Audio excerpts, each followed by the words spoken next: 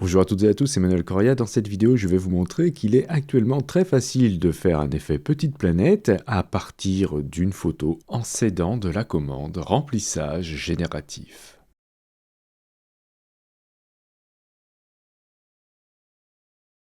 Alors, je vais partir avec cette image-là, vous trouverez bien sûr le lien dans la description. Et comme on va utiliser remplissage génératif, il va falloir qu'on fasse très attention à la taille de notre image.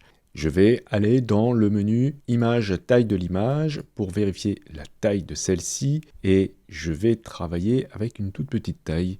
Je vais mettre ici, après avoir vérifié que j'ai bien la chaîne qui est cochée, 1024 pixels. Ensuite, le principe est simple.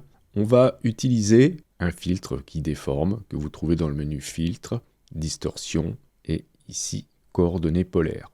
Je vais l'activer pour vous montrer. Lorsque vous faites ça, vous allez vous retrouver avec une petite fenêtre voilà, qui est comme ça qu'on ne peut pas agrandir. Donc ça fait partie des vieux filtres. Et vous avez deux types de distorsion. Vous avez rectangulaire en polaire ou bien polaire en rectangulaire. Ici, ce qui nous intéresse évidemment, c'est celle-ci, rectangulaire en polaire. Et si je valide, je vais me retrouver avec ce type de résultat. Donc vous voyez, en fait, ça a complètement fait tourner l'image sur elle-même. Donc là, il y a énormément de problèmes, évidemment. On voit déjà que c'est pas rond, c'est ovale. Ensuite, on voit qu'on a au milieu une délimitation qui correspond évidemment au côté gauche et droit, qui ne sont pas du tout identiques.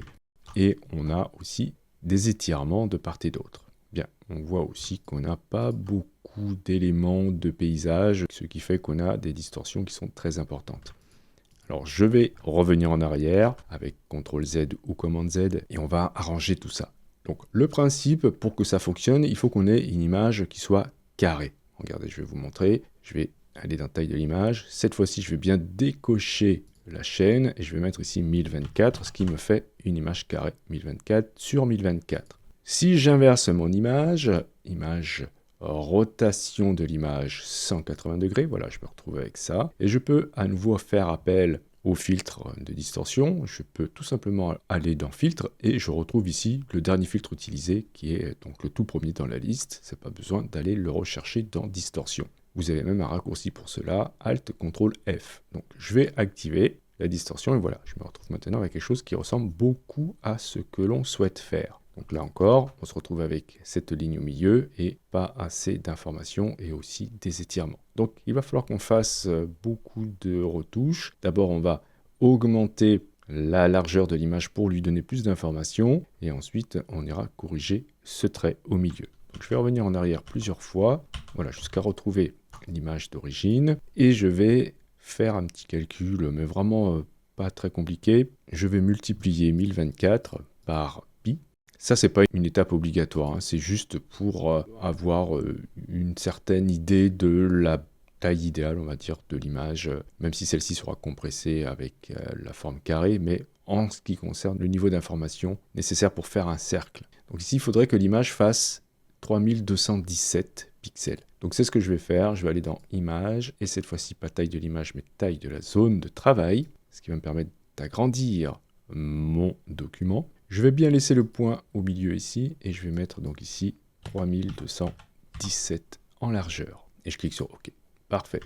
Maintenant, je vais pouvoir, à l'aide de remplissage génératif, ajouter des détails ici. Donc, je vais prendre l'outil rectangle, je vais choisir ici dans Style, taille fixe, et je vais saisir en largeur et en hauteur 1024. Car pour l'instant, remplissage génératif est très à l'aise avec cette taille, beaucoup moins lorsqu'on dépasse ces valeurs. Donc je vais faire un clic, je pose donc mon carré qui fait bien 1024 par 1024, je vais le déplacer légèrement vers la gauche et faire en sorte qu'il mange un petit peu, vous voyez ici, la partie existante de l'image. Je vais ensuite cliquer sur remplissage génératif depuis la barre de tâches contextuelles. Je ne saisis pas de prompt et je clique sur générer. Je me retrouve avec trois propositions que je vais retrouver dans le panneau propriétés et il ne me reste plus qu'à choisir celle que je préfère. Alors j'aimerais bien qu'il y ait de la montagne, de la neige, donc celle-ci elle me plaît bien. Donc je vais retourner maintenant dans mon document et faire la même chose de l'autre côté. Avec l'outil rectangle, je fais un clic, je pose mon carré. Je peux déplacer légèrement celui-ci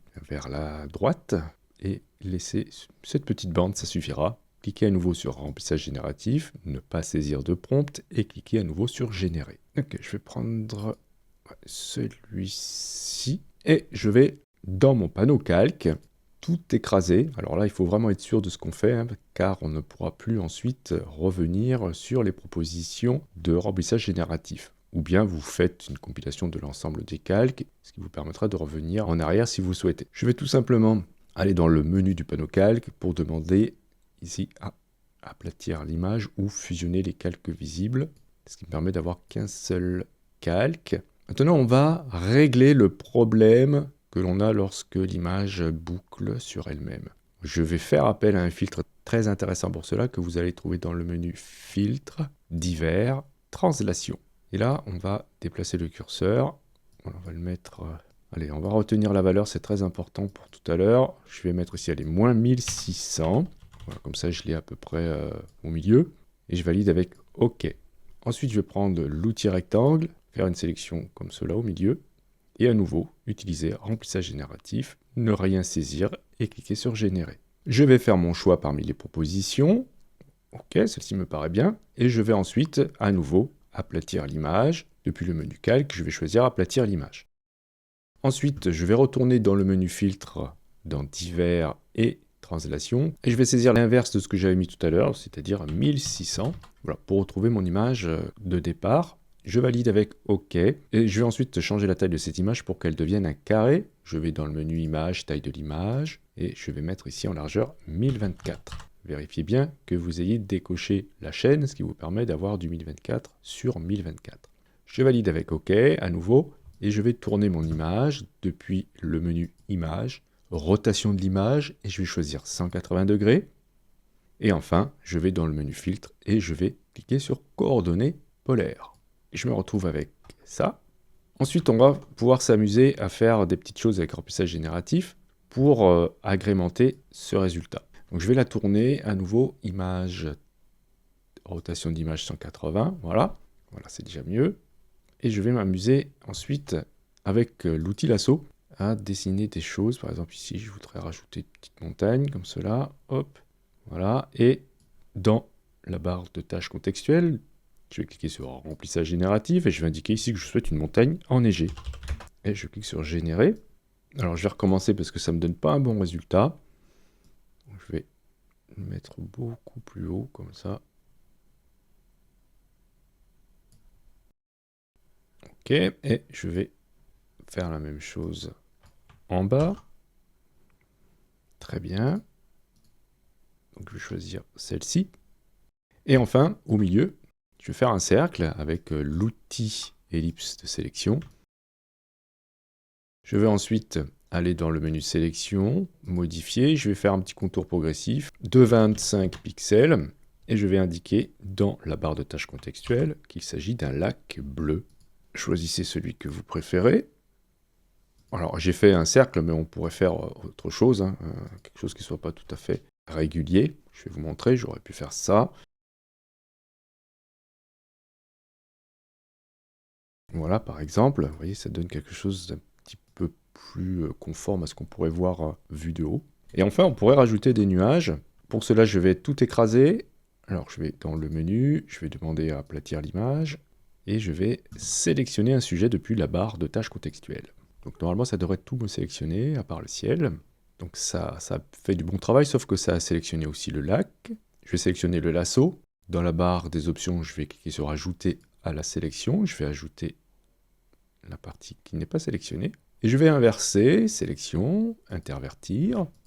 Et je vais légèrement faire rentrer la sélection à l'intérieur. Je vais dans le menu sélection, modifier, dilater. Je vais choisir 5 pixels. Et je vais indiquer dans remplissage génératif qu'il s'agit de ciel bleu avec nuages. Ensuite, je vais grouper le calque des nuages avec lui-même. Donc je le sélectionne, je fais CTRL-G ou COMMANDE-G. Je vais ensuite ajouter un masque de fusion. Et je vais prendre l'outil dégradé.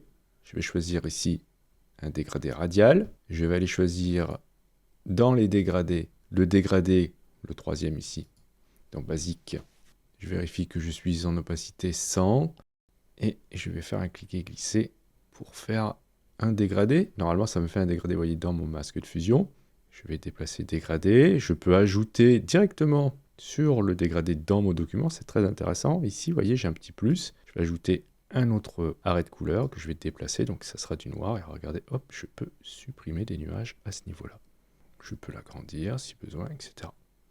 Et voilà, maintenant, j'ai fait une petite planète très facilement dans Photoshop à l'aide de remplissage génératif.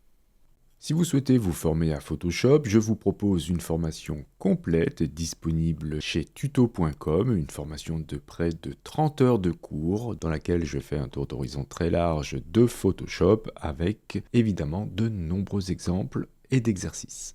Le lien se trouve dans la description. Je vous remercie d'avoir suivi cette vidéo. Si vous avez des questions, bien sûr, n'hésitez pas à le faire dans les commentaires. Si vous souhaitez soutenir cette chaîne, c'est hyper important de cliquer sur j'aime. Et si vous n'êtes pas abonné et que vous souhaitez le faire, vous pouvez bien sûr cliquer sur abonnez-vous. N'oubliez pas la petite clochette pour être averti des prochains cours ou des prochains tutos. Justement, on se dit à la prochaine pour un autre cours ou pour un autre tuto.